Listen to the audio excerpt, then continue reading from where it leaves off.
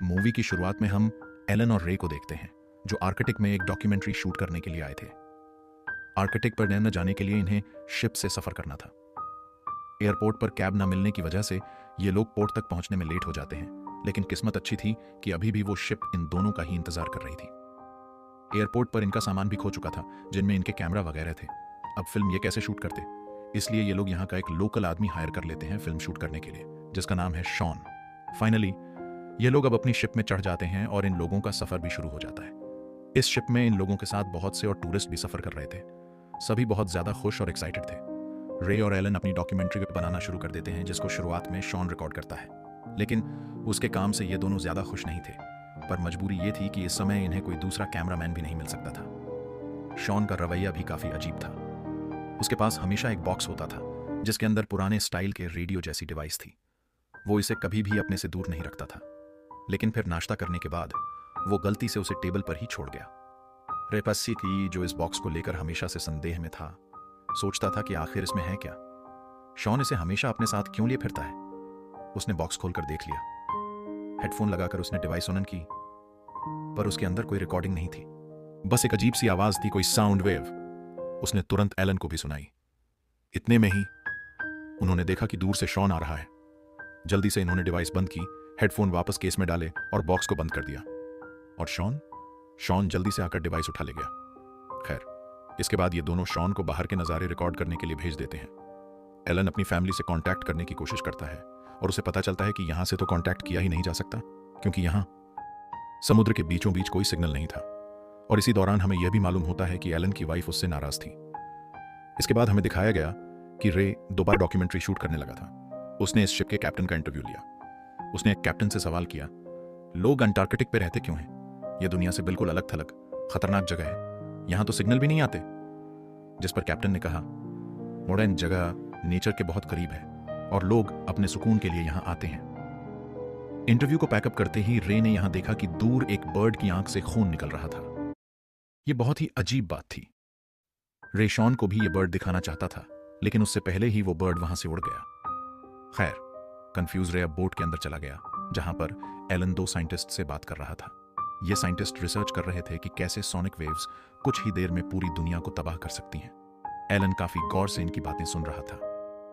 रे के आने के बाद साइंटिस्ट यहां से चले जाते हैं। रे और एलन आपस में बातें करना शुरू कर देते हैं, जहां एलन बहुत ज्यादा परेशान था अपनी फैमिली की वजह से। रे ने उसे हौसला दिया। अभी वो इससे पहले एलन को बाहर होने वाले उस बर्ड वाली बात के बारे में बताता। इन्हें बाहर अजीब सा शोर सुनाई दिया। ये लोग जब बाहर गए तो वहां पर बहुत ही अजीब नजारा देखने को मिला। एक सील अपनी ही बच्चे को काट के खा रही थी, और ऐसा खतरनाक नजारा जिंदगी में पहली बार देखने को मिला था। कैप्टन भी कहते हैं वो इतने सालों से यहां हैं, लेकिन आज से पहले उन्होंने ऐसा नजारा कभी नहीं देखा। वो डर चुके थे।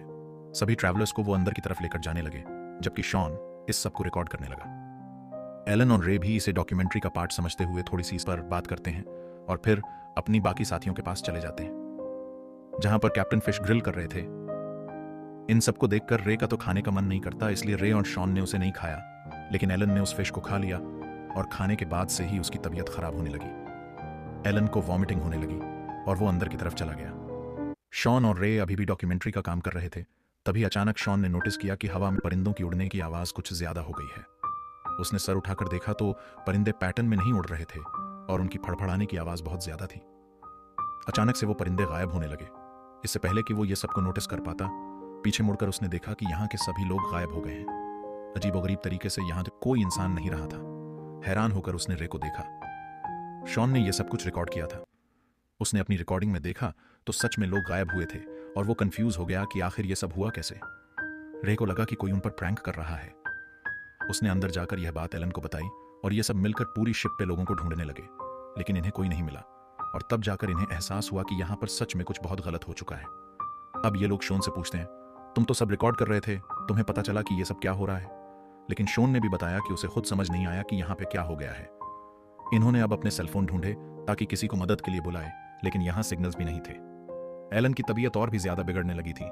उसके मुंह से भी अब खून आ रहा था। वो नहीं समझ पाया कि आखिर उसे हुआ क्या। अब शिप के कंट्रोल सेंटर में जाकर रेडियो से हेडक्वार्टर कांटेक्ट करने की कोशिश करता है, लेकिन वहां से भी इन्हें कोई जवाब नहीं मिल रहा था। अब ऊपर शॉन जो सब चीजें देख रहा था, दूर उसे एक आइलैंड नजर आ गया। ये खुशी की बात थी। वहां जाकर ये लोग किसी से मदद मांग सकते थे। जल्दी से उसने आकर यह बात रे और एलन को बताई। एलन वहां जाना नहीं चाहता था, लेकिन आखिर में रे ने उसे मना ही लिया कि मदद के लिए वहां जाना बेहतर है। अब एलन भी ऊपर की तरफ आ गया। जहां आते ही रोशनी में रे ने नोटिस किया कि एलन की गले पे किसी के काटने का निशान था, लेकिन एलन को ऐसा कुछ भी याद नहीं था कि इसको किसने काटा हो। यह चोट काफी गहरा था, जिसका इलाज करना जरूरी था। रे के आने से पहले यहां एलन को एक कैमरा भी मिला था, जो एक टूरिस्ट का था। इस कैमरे में वो सब रिकॉर्ड हुआ था कि कैसे 1 सेकंड में सारे इंसान यहां से गायब हो गए। ये देखकर एलन और भी ज्यादा परेशान हो जाता है। ये लोग अब यहां से जरूरी सामान लेते हैं और एक लाइफ बोट में बैठकर उस छोटे से आइलैंड की तरफ बढ़ने लग जाते हैं।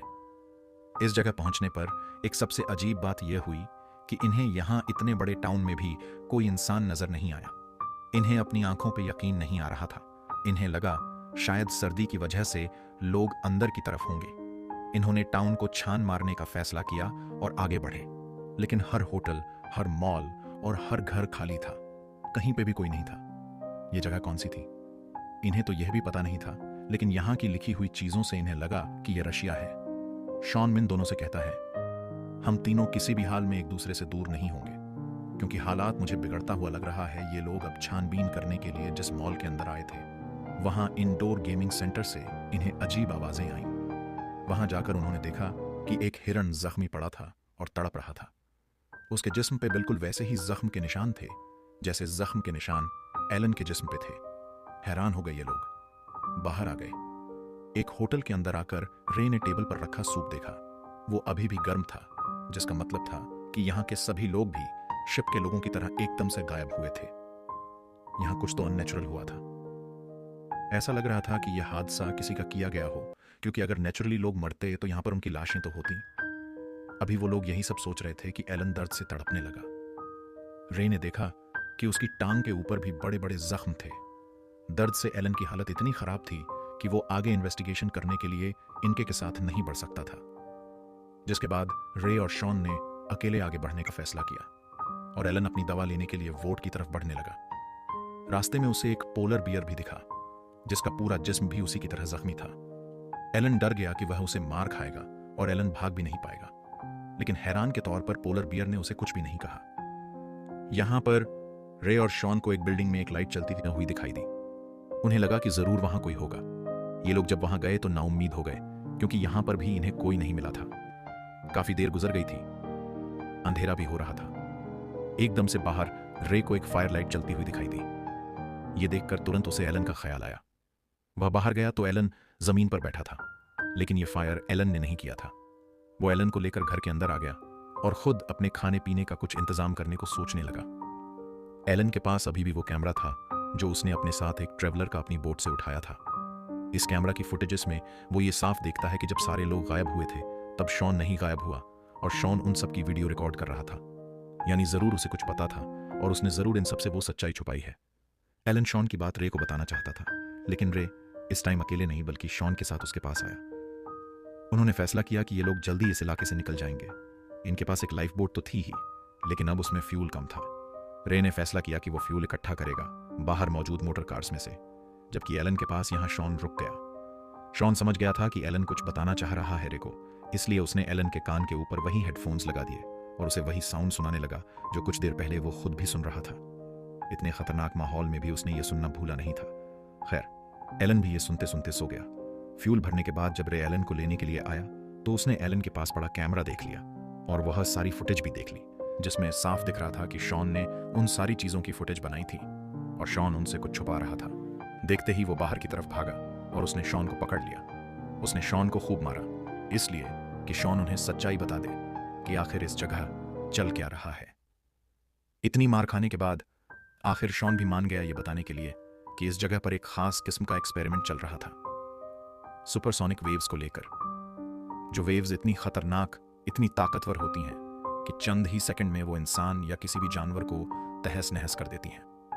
वो इस तरह से इंसानों को खत्म करते हैं कि इंसानों का नामो निशान मिट जाता है। और उस टाइम भी जब सब लोग गायब हुए तब यही सुपरसोनिक वेव्स इस्तेमाल की गई थीं, जिसकी वजह से सब लोग मारे गए। और यह मिलिट्री का हिडन एक्सपेरिमेंट था। मैं, तुम और एलन इसलिए बच गए क्योंकि हमने वो साउंड वेव सुन रखा था जो साइंटिस्ट ने हमें दिया था, और इससे हमारे दिमाग पर उस सोनिक वेव का असर नहीं हुआ। मैं जानता था कि तुम दोनों ने भी वो साउंड वेव सुन ली है, इसीलिए तो तुम लोग आज मेरे सामने जिंदा हो। मैं तुम्हारे लिए ही फुटेज रिकॉर्ड करने यहां नहीं आया था, बल्कि मुझे आर्मी वालों ने ही यहां भेजा था। और अब जबकि तुम ये सारी बातें सच जान चुके हो, तो अब तुम दोनों के साथ साथ मुझे भी मार दिया जाएगा, क्योंकि मुझे ये सब सीक्रेट रखना था और मैं रख नहीं पाया। ये सब बातें सुनकर रे शॉक में था। उसने पूछा, फिर एलन के जिस्म पे जख्म कैसे हैं? तब उसने बताया कि यह सुपरसोनिक वेव्स की वजह से ही है। उसने असल में कैप्टन की दी हुई फिश खा ली थी, जो पहले ही उन वेव से इफेक्टेड थी। इसीलिए वो थोड़ा बीमार हो गया, लेकिन मरा नहीं। इसके बाद दोबारा शॉन बताता है कि मुझे मिलिट्री वालों ने एक सैटेलाइट फोन दिया था, जिससे मैं उनसे बात कर सकूं और वह मुझे यहां से रेस्क्यू कर ले। लेकिन अब मैं उनसे भी बात नहीं कर पा रहा, जिसका साफ मतलब है कि अब किसी भी वक्त हम तीनों भी मारे जाएंगे। रे ये सारा सच जब एलन को बताने के लिए आया, तो उसने देखा कि एलन पहले से ही मरने की हालत में था। एलन ने अपनी फैमिली के लिए एक लास्ट मैसेज रिकॉर्ड किया, जिसके बाद रे ने उसका यह फोन और सारी चीजें एक बैग में डालकर झील में फेंक दी, ताकि किसी को तो यह मिल पाए। वहीं दूसरी तरफ शॉन अभी भी मिलिट्री वालों से कांटेक्ट करने की कोशिश में था। फिर अचानक हमें गोली चलने की आवाज आई और दिखाया गया कि शॉन पर किसी ने गोली से हमला करके उसे मार दिया है।